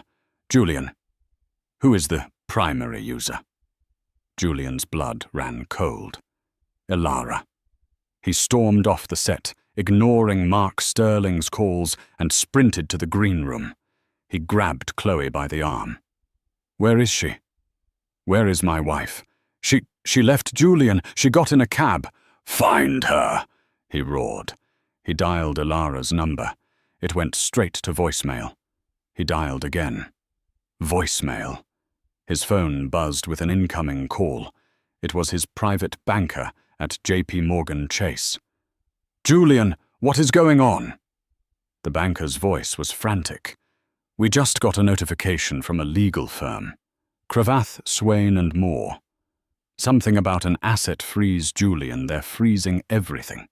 Thorne Dynamics, your personal accounts, your credit lines. It's all pending an SEC review." SEC. Julian felt the room spin. The Brioni suit suddenly felt 3 sizes too small. "They're citing majority shareholder complaints. Julian, who is Vance Algorithms." Julian collapsed into a chair. Vance. His mind raced. He had a vague, foggy memory. A name on a document he'd signed a decade ago, thinking it was just some tax shelter formality. A document Alara had put in front of him. "Alara," he whispered. "It's Alara." Just then, the TV in the green room, still tuned to GBN, flickered. A breaking news banner flashed across the screen. "We interrupt this broadcast," a new anchor said, her face grim. "This is a major story developing out of Wall Street. Thorn Dynamics, the multi-trillion-dollar fund, has just seen all trading activity halted. We are getting a press release." The text of the press release appeared on the screen. "For immediate release. Vance Algorithms LLC, the majority shareholder of Thorn Dynamics, has today filed an emergency motion to remove Julian Thorn as CEO, citing gross mismanagement and breach of fiduciary duty. All company assets have been frozen pending a full audit. Elara Vance, the founder and CEO of Vance Algorithms and the chief architect of the Prometheus trading system, will assume direct control of all operations effective immediately." Julian stared at the screen. His face was white. "The chief architect," he read aloud. "Elara Vance, CEO." His world, so solid and magnificent just 10 minutes ago, was dissolving. The Midas touch was a myth. The man of the year was a fraud. He wasn't the king. He wasn't even a player. He was just the loud, obnoxious mascot. His phone buzzed one last time. It was a text from an unknown number. He opened it. It was a link to a Bloomberg terminal feed. The ticker for Thorn Dynamics, THRND, wasn't just down. It was delisted, replaced by a new ticker, Vance. Below the link was a single message. "You called me ornamental. You forgot that ornaments are the first thing to go when the house is redecorated. The locks on the penthouse have been changed. Your things will be in storage. Goodbye, Julian." Elara Vance sat at the head of a 20-foot mahogany table in a conference room at Cravath, Swain and Moore. The room on the 50th floor had a commanding view of the city. She was surrounded by the Icarus team, 4 of the sharpest corporate lawyers on the planet. She was still in the Chanel suit. She had taken her hair down. It fell over her shoulders, and with the removal of that one simple pin, she looked less like a quiet wife and more like a CEO. "Status," she said, her voice crisp. "Ms. Vance, the lead lawyer." A man named Harrison began. "The protocol is complete. 1. Prometheus. The system is dark to Thorn. It is 100% firewalled and secured under the Vance name. 2. Asset freeze. The SEC and NYSE have complied. All Thorn Dynamics accounts, corporate and personal, including Mr. Thorn's, are frozen. He can't buy a cup of coffee. 3. Filings. The lawsuit and the removal petition are filed. A judge has granted an emergency restraining order barring Mr. Thorn from entering any company property. 4. The press. As of 10 minutes ago, your press release is the #1 story on every financial network in the world. Elara nodded. Good. Phase 2. Just then the door to the conference room burst open. Julian Thorn, his face a mask of purple rage, stormed in, pushing past security. "Elara!" he screamed. Harrison and the other lawyers stood up. "Mr. Thorn, you are trespassing. Security!" "Get out!" Julian yelled, pointing a shaking finger at the lawyers. "I want to talk to my wife." Elara held up a hand. The lawyers and security paused at the door. "It's all right, Harrison. Give us 5 minutes." "Elara, 5 minutes," she repeated, her voice like steel. Harrison nodded, and the team filed out, closing the heavy doors behind them, leaving Julian and Elara alone in the vast, silent room. "What have you done?" he whispered, his rage collapsing into a desperate, hollow confusion. "My company, my money, You've destroyed me. No, Julian, Elara said, standing. She walked to the window, looking down at the city lights. I've destroyed your company. I've protected my assets. Your assets, my company. I built it from nothing. Did you? Elara turned, and for the first time Julian saw her, not the meek, simple wife. He saw the woman who had been standing behind him all along, holding the strings. You didn't build anything, Julian. You were the brand ambassador. You were the face. I was the architect, the founder, the engineer. I built Prometheus. I structured the deals. I managed the risk. That's a lie, he spat. You organized the closets. Elara almost laughed. It was a cold, bitter sound. I let you believe that. It's what you needed to believe. You, the great Julian Thorne, Man of the Year.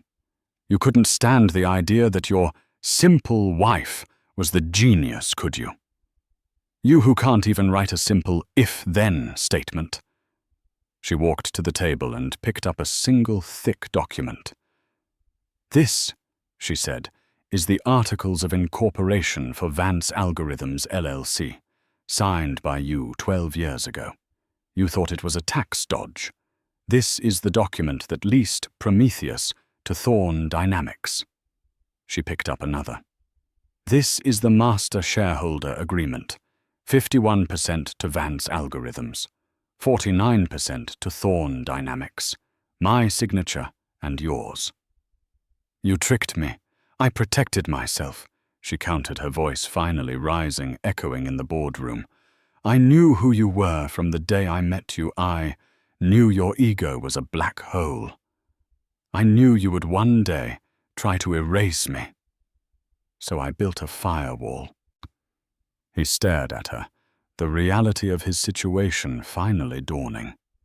The money. All of it. You're saying it's all yours. The company is mine, she corrected. The money, well, that's the part you'll really enjoy. She walked to a small, secure briefcase and took out a thin file. She slid it across the table. Thorne Dynamics, she explained, was what I let you play with. It was your sandbox. The profits were excellent, but they were just a fraction. Julian opened the file. It was a single-page statement from Julius Baer, the Swiss bank. He read the name on the account, Vance Algorithms, LLC. Then he read the balance at the bottom of the page. He read it once, twice. His knees buckled. He grabbed the table for support. The number was not in the millions. It was not even in the low billions. It was a figure so vast it made Thorne Dynamics look like a corner bodega. This is, he stammered. This is impossible. That, Elara said, retrieving the file, is the secret fortune, Julian.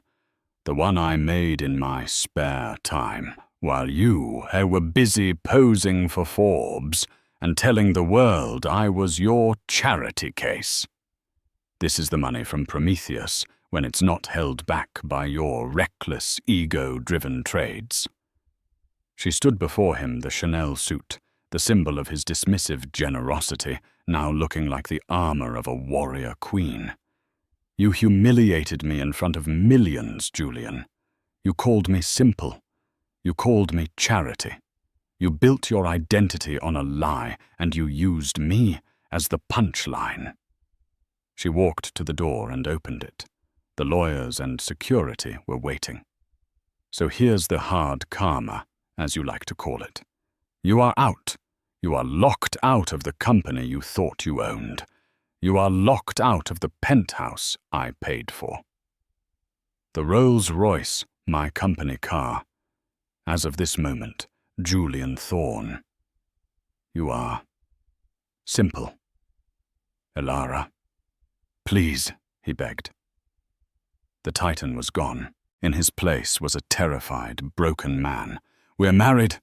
Half of that is mine. Half? Elara looked at Harrison, who stepped forward. "Mr. Thorne," the lawyer said, his voice devoid of emotion, "you'll be served with divorce papers in the morning, and you'll find that the prenuptial agreement, the one your own high-priced lawyers drafted, is quite ironclad." Julian looked confused. The prenup. It says I keep my company."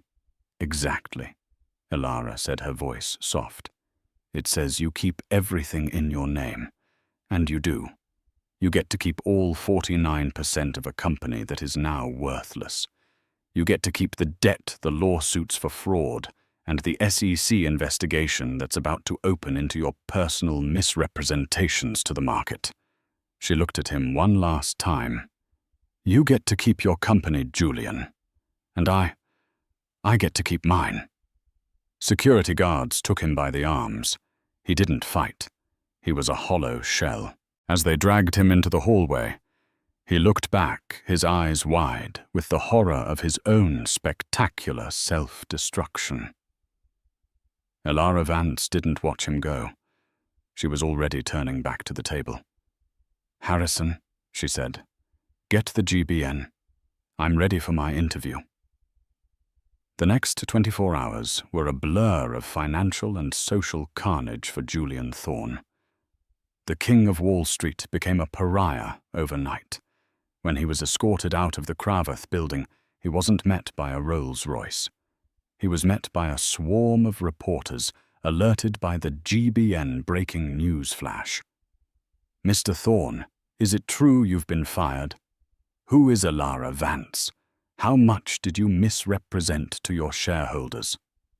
He shoved through them. A man possessed his Brioni suit, now crumpled, a visible symbol of his fall. He tried his credit card at a subway station. Declined. He tried to call his friends, the other titans of industry. No one picked up. He was a ghost. The hard karma, as Elara had called it, was swift and brutal. The Wall Street Journal ran a scathing front-page story. "Throne of Lies. The Midas Man was a mascot."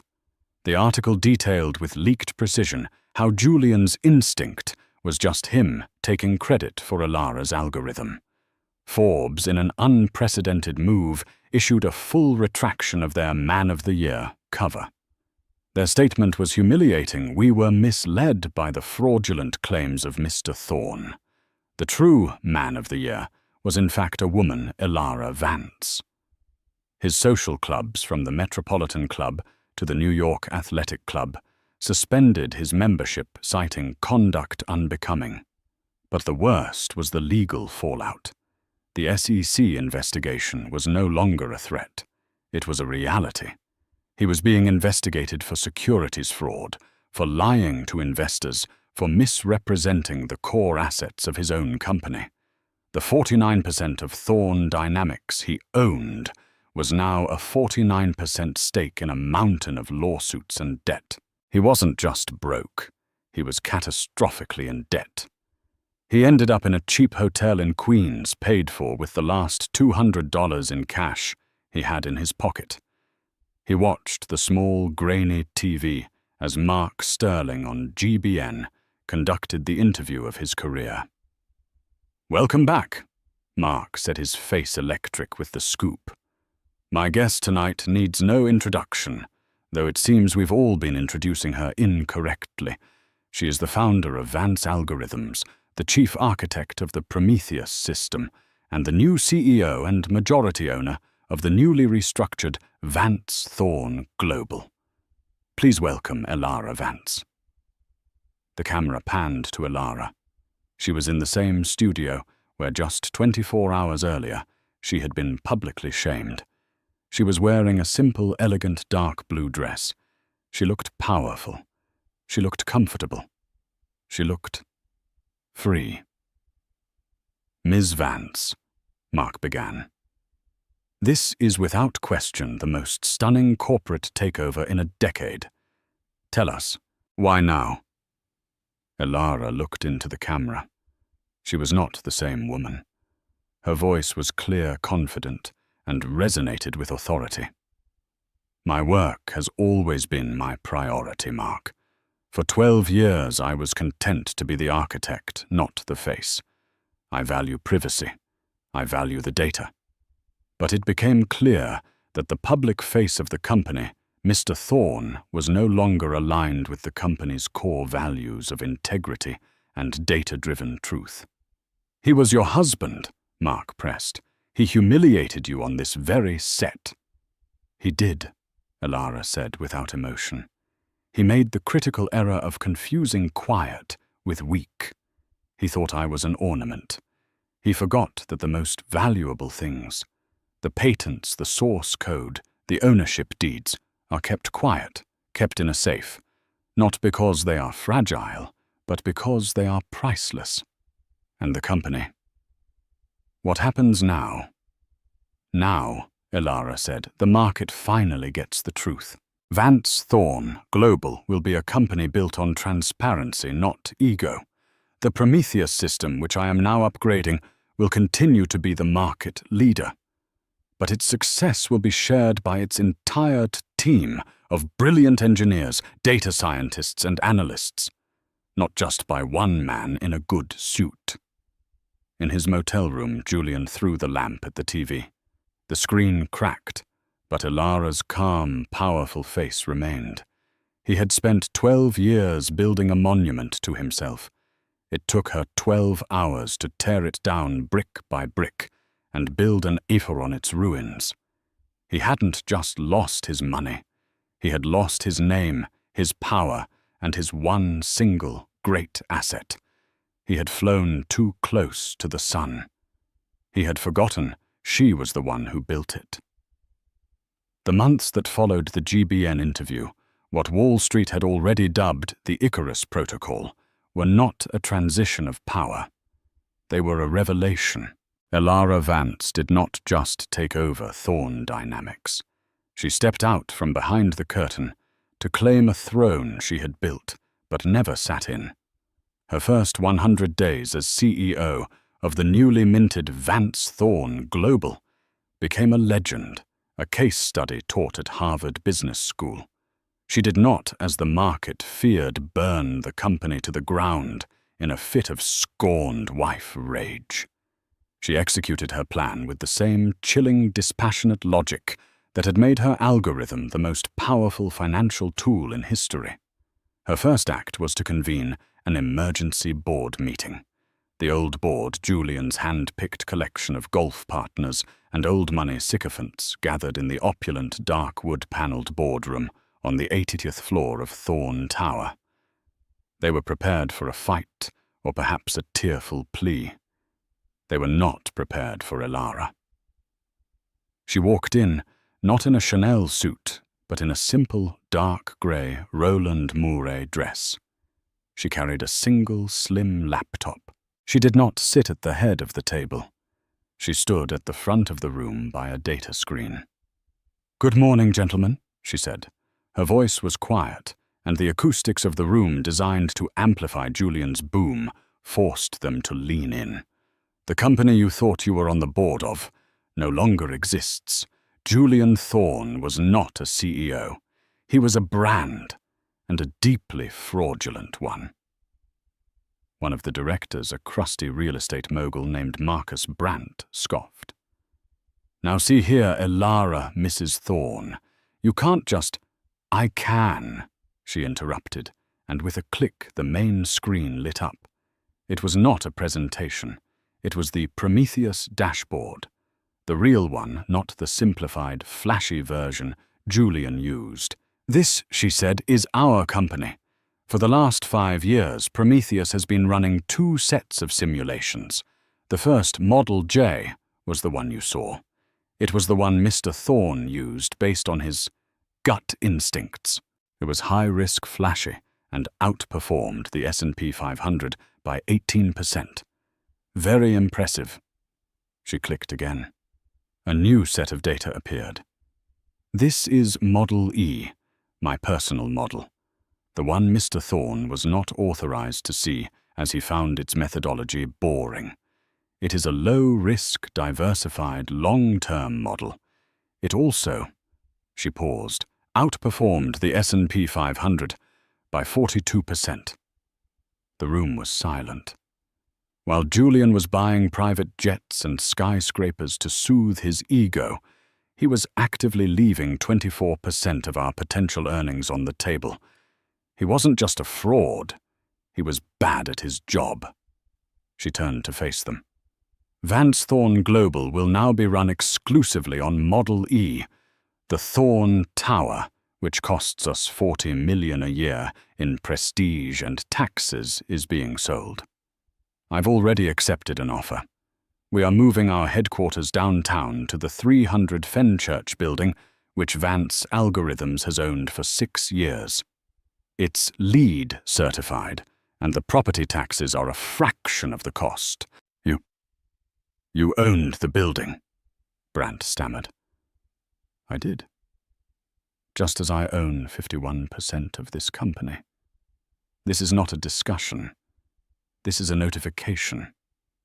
Julian's entire team, his publicist, his legal counsel, his chief of vision, which I've learned was a man he paid $2 million a year to play racquetball with, are all terminated. Effective immediately. She then introduced her new team. She had poached Dr. Aris Thorn, no relation, the head of predictive analytics at Google's DeepMind. She brought in a new COO, a woman who had quietly run the largest sovereign wealth fund in Norway. She had, in 72 hours, assembled a team of architects who had been, like her, overlooked and underestimated. The old board was gutted, restructured, and reformed. By noon, the King's Court had been entirely dismantled and replaced by a cabinet of true geniuses. The media, of course, was in a frenzy. They were desperate to paint Elara as a black widow or a dragon lady. They sent their sharpest, most cynical journalist, Rebecca Fry, of the Wall Street Journal, to get the first exclusive interview. Fry arrived at the new minimalist downtown offices expecting a woman scorned. She found a CEO. Ms. Vance. Fry began, her voice edged with skepticism. Your ex-husband is facing multiple indictments. You've seized control of a $12 trillion portfolio. A lot of our readers see this as the most expensive and most brutal divorce in history. Was this in the end just about revenge? Elara, sitting across from her, at a simple, unadorned desk, looked at her. Revenge is a poor financial model, Ms. Fry. It's too emotional. It's messy. My algorithm doesn't account for revenge, because it's an irrational variable. So what was this? This, Elara said, was a correction. The system had a bug. A critical error that was causing instability, misallocating resources, and threatening the entire structure. Julian Thorn was the bug. I just debugged the system. You call your husband of 12 years a bug. He called me a charity case in front of 20 million people. Elara countered, her voice remaining perfectly level. He saw me as an ornament. I simply chose to see him for what he was, a non-performing asset, a liability, and I did what any good CEO would do. I cut the liability and protected my assets. Fry, for the first time in her career, was at a loss for words. Elara took her to the new server room, the true heart of the company. It was a cold, vast humming space. Julian, Elara explained, liked to say he had the Midas touch. He liked to tell people he could feel the market. This is what was actually doing the work. Not a touch, not a feeling, just 100 petabytes of raw data processed through a quantum model I designed during my postdoc at MIT. Do you know what his last gut decision was? He wanted to short the entire US dollar to buy a controlling stake in a chain of luxury. yodeling resorts in Switzerland. Prometheus calculated an 89.9% chance of total catastrophic failure. I, of course, vetoed the trade. Rebecca Fry's resulting Wall Street Journal article was a bombshell. The headline was simple: "Don't call it revenge, call it a reboot." The article and the accompanying Forbes cover, "The Architect," how Elara Vance quietly built and then saved Wall Street's biggest empire, recoded the narrative. Elara wasn't the wife who took the company. She was the founder who had finally taken it back. The Vance ticker didn't just soar. It became the single most stable and trusted stock on the planet. And Julian. His free fall was as spectacular as his rise. The hard karma was not just financial, it was total. His trial was a pathetic spectacle. Stripped of his money and his high-priced Cravath lawyers, who now worked for Elara, he was left with a court-appointed defense attorney who looked perpetually exhausted. Julian, sallow and thin, in an ill-fitting suit, tried to play his old hits for the jury. "I was the vision," he declared from the stand, his voice cracking. "I was the rainmaker. She was just the numbers. She's lying. She tricked me. She was the help, my charity case." But the prosecution, armed with terabytes of data from Elara's own servers, painted a different picture. They showed the jury the emails where Julian explicitly claimed credit for trades that Prometheus had run. They showed the reports he had signed full of fraudulent numbers he hadn't even bothered to read. The final nail, however, came from Elara herself. She was called as a witness for the prosecution. She walked into the courtroom, not with triumph, but with the same calm precision. She did everything. The prosecutor asked the killer question, "Miss Vance, is it your testimony that your ex-husband, Julian Thorne, knew he was committing securities fraud?" Elara paused, her gaze resting on Julian for a single, cold second. She could have buried him. She could have said yes. Instead, she gave the truth. "Mr. Thorne is a man of profound self-belief," she said, her voice clear in the silent room. "To know one is committing fraud implies an understanding of the truth. Mr. Thorne does not concern himself with data that contradicts his own narrative. He didn't understand the numbers, so he invented his own reality. He wasn't just lying to the shareholders, he was and is lying to himself. The fraud was a necessary byproduct of his own pathological need to be seen as a genius. It was more devastating than any accusation. She hadn't just called him a liar. She had proven him an incompetent, arrogant fool. She had destroyed him with data. The verdict was swift, guilty on all counts. The judge, citing the staggering arrogance and willful ignorance of the defendant, sentenced him to 7 years in a minimum security federal prison. His 49% stake in the old Thorne Dynamics was seized by the government to pay the first wave of SEC fines. He was left with nothing, not even his name, which was now synonymous with failure. 1 year later, Elara Vance stood at a podium at her alma mater, MIT. She was not there as a CEO. She was there as an alumna.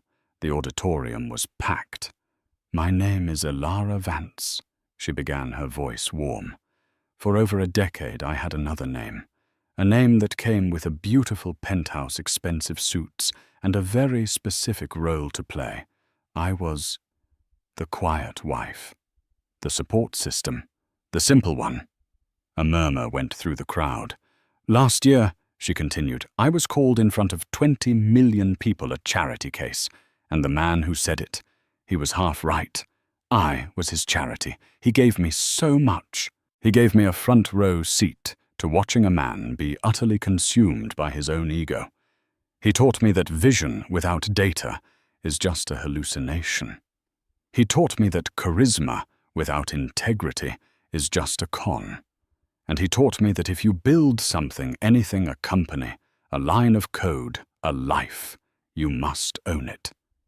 You must protect it. And you must never, ever let someone else put their name on your work. He thought that humiliation would break me. But to an engineer, humiliation is just data. It's a stress test. It's the system showing you in no uncertain terms where there is a critical structural flaw. She smiled, so I fixed the flaw. She announced the launch of the Vance Foundation and its flagship program, the $1 billion Prometheus Grant. This grant, she explained as the room gasped, is for the quiet ones. It is for the student in the back of the lab at 3 a.m. It is for the women who are told they are not a numbers person. It is for the architects, the engineers, and the coders who don't want the spotlight. They just want to build the future. It is for the people who do the work. She looked out at the sea of brilliant young faces, the future architects of the world. My ex-husband was right about one more thing. I am a charity case, and I learned from his example. His charity was a performance designed to make him look good. My charity is designed to do good. His was an investment in his own ego. This is an investment in all of you. He thought he was Midas, she concluded. He forgot. The thought Midas was a tragedy, a story about a fool who valued gold over a human being. The real power isn't in turning things to gold. It's in knowing what's truly valuable. Thank you.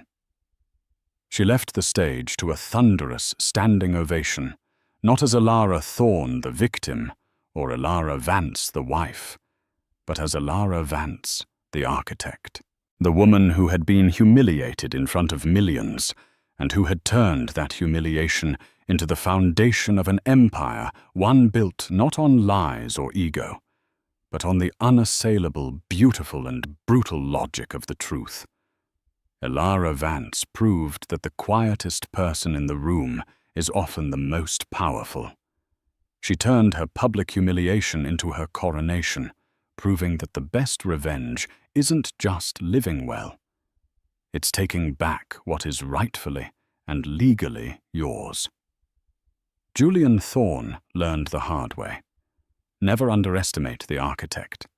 He thought he was the Midas, but he was just the fool, and she was the gold. What did you think of Alara's masterful plan? Was Julian's downfall a case of hard karma, or was it just a brilliant business decision? Let us know your thoughts in the comments below. If you loved this story of drama, revenge, and ultimate justice, please show your support by hitting that like button. Every like helps our channel grow. Don't forget to share this video with a friend who loves a good story of a Titan's fall. And most importantly, if you want more real-life drama and tales of karma, make sure you subscribe to our channel and ring that notification bell. We read every single comment, and your support helps us create more content just like this. Thanks for watching.